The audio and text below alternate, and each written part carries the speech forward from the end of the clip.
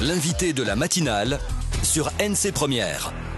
Et notre invité aujourd'hui, c'est monsieur Philippe Dunoyer, candidat aux législatives dans la première circonscription. Quel est son projet? Quelle est sa stratégie pour convaincre les électeurs? Il répond aux questions de Thierry Belmont. Bonjour Philippe Dunoyer. Bonjour. Ça y est, vous vous lancez? Oui, effectivement. Oui, depuis hier, la direction collégiale du mouvement a pris une décision de proposer ma candidature dans la première circonscription. Et donc vous êtes candidat à l'investiture de Calédonie Ensemble. Vous y pensez depuis longtemps à cette élection?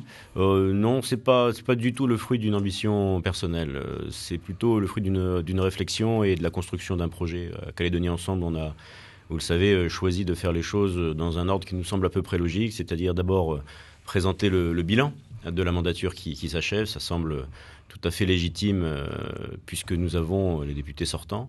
Ensuite, il a fallu réfléchir au projet. On a eu plusieurs réunions de conseils politiques notamment qui ont permis de nourrir cette réflexion. Et puis, nous en sommes venus, donc c'était hier, à la désignation et au dernier conseil politique de connaître des propositions, en tout cas, des deux candidats. Vous êtes préparé quand même à cette élection législative. On peut dire depuis que vous étiez porte-parole de Sonia Lagarde en 2012.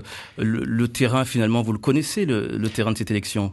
Oui, effectivement. Vous avez raison de rappeler cette expérience de 2012 où j'ai pu donc accompagner Sonia, qui avait été donc désignée par Calédonie Ensemble en étant son porte-parole. Ça permet effectivement d'appréhender cette élection qui est particulière puisqu'elle est personnelle.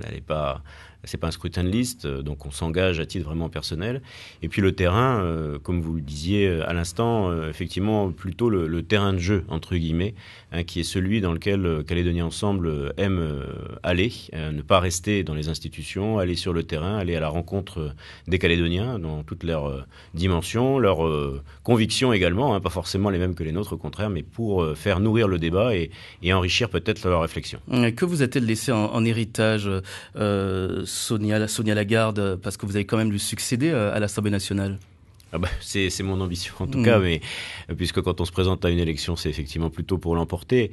Ce que j'ai vu de la part de Sonia Lagarde et de Philippe Gomez, puisque nos deux candidats portaient le même projet il y a 5 ans, c'est qu'il faut être au départ investi d'une grande énergie, d'une grande détermination, d'une grande conviction pour pouvoir mener à bien les engagements que l'on prend. C'est une marque de fabrique chez nous. La maxime, c'est on dit ce qu'on fait, on fait ce qu'on dit. Et en l'occurrence, là aussi, même peut-être encore plus que jamais, c'est très important. Vous allez lui succéder, évidemment, si vous emportez ces élections. Ça n'a pas toujours été simple, pourtant, avec Sonia Lagarde. Aujourd'hui, la hache de guerre est enterrée. Il y a eu un souci, en fait, une manifestation de désaccord entre Sonia et moi, mais qu'on a assumé de manière tout à fait ouverte, on ne s'en est pas caché, par rapport à un engagement de campagne qui n'avait pas été tenu. Mais pour le reste, je vous fais remarquer que justement, donc, que ça soit aux élections législatives de 2012, que ça soit aux élections municipales de 2014, que ça soit d'ailleurs avec le groupe au sein du conseil municipal où nous soutenons la politique qui permet de mettre en œuvre le programme, il n'y a aucun souci, la loyauté est totale. Oui, ça veut dire que vous auriez pu être plus tôt à l'Assemblée nationale et c'est la pilule qui avait du mal à être avalée, c'est ça? Non, ça fait partie des légendes urbaines. Vous savez, on entend et on dit beaucoup de choses. Il faut faire attention à ne pas croire tout ce qu'on entend. Est-ce que c'est le moment d'aller siéger à l'Assemblée nationale à l'aube de ce référendum de 2018? Alors c'est un moment particulier de notre histoire. Ça me permet peut-être de le développer un peu plus. Nous avons, comme vous le savez, un référendum qui est de toute façon prévu. Son organisation, sa tenue est constitutionnalisée. Il se tiendra donc l'année prochaine, en 2018, et il portera sur l'indépendance, c'est sûr. La question, ce sera justement interrogeons les Calédoniens et voyons quelles sont leurs convictions, ceux qui sont pour et ceux qui sont, comme nous, contre l'indépendance. Est-ce que c'est le moment d'y aller? Est-ce que vous n'auriez pas été plus utile ici, en Nouvelle-Calédonie? Finalement, il y aura, si vous êtes élu, 2 représentants de Calédonie Ensemble à l'Assemblée nationale.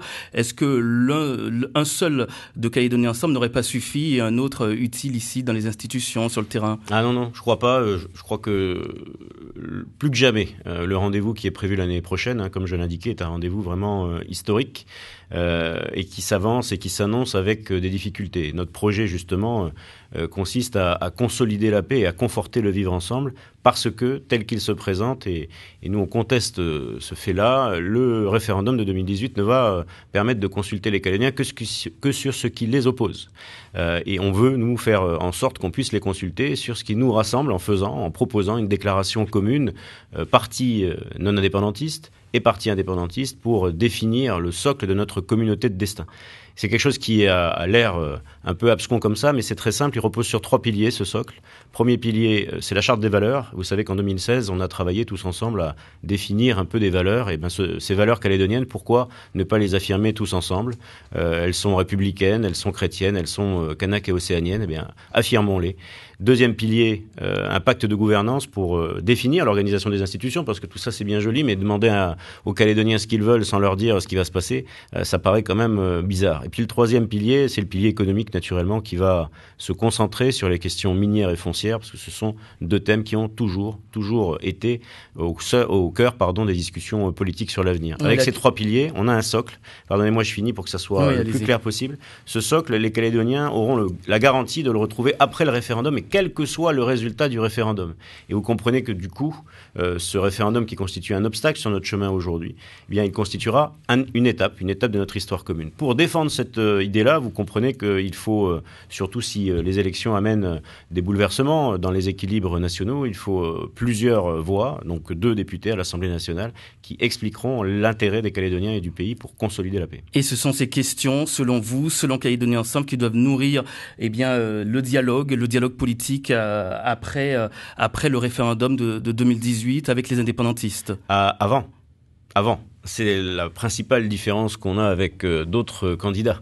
Le dialogue après, pardon, mais ça sert à rien. Il faut dialoguer avant, sinon ça sert à rien. Retournons chez nous, attendons ce référendum de 2018 et puis on verra bien comment ça se passe.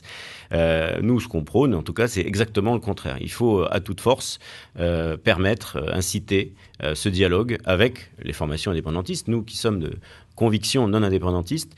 Sinon, on risque d'avoir un résultat binaire, sec, à ce référendum, et surtout d'y perdre tout l'avantage de la construction du pays qui s'est déroulée depuis ces 30 dernières années. Comment est-ce possible, Philippe Dunoyer, de trouver un accord avant ces élections avec finalement des avis qui sont quand même très diverges aujourd'hui, Philippe Dunoyer? Comment vous allez faire pour trouver nourrir justement cette élection et trouver cet accord? Je crois d'abord qu'il faut de la volonté, il faut de la détermination, il faut un courage, mais surtout une volonté pour aller et continuer de nourrir le dialogue, parce qu'il ne faut pas non plus que nos auditeurs se trompent. Hein. Ce dialogue, il existe, il a notamment depuis quelques années été alimenté par des experts qui ont été mandatés à l'issue des comités des signataires, avec lesquels nous avons travaillé sur les différentes questions, que ce soit les questions électorales, que ce soit les questions d'organisation des pouvoirs publics. On a des divergences, bien entendu. Les indépendantistes souhaitent un statut de pleine souveraineté, pas nous. Les indépendantistes souhaitent une nationalité d'ici, pas nous. Mais comme je le disais tout à l'heure, ces convictions vont pouvoir s'exprimer. Il ne faut pas que ce soit les seuls qu'on entende. Et si on entend le reste, et pourquoi ne pourrions-nous pas nous dire, on est tous d'accord pour convenir que nous partageons en Calédonie notre histoire commune, ces 30 dernières années depuis les événements nous ont permis d'avoir des valeurs en commun. Vous avez pris des questions très, très, très centrales, des questions qui intéressent, la question foncière, la stratégie minière et industrielle. Ce sont des questions qui concernent chaque Calédonien, qui concernent leur avenir. Vous surfez sur un thème très populaire qui ne laissera pas insensible. C'est aussi une stratégie ?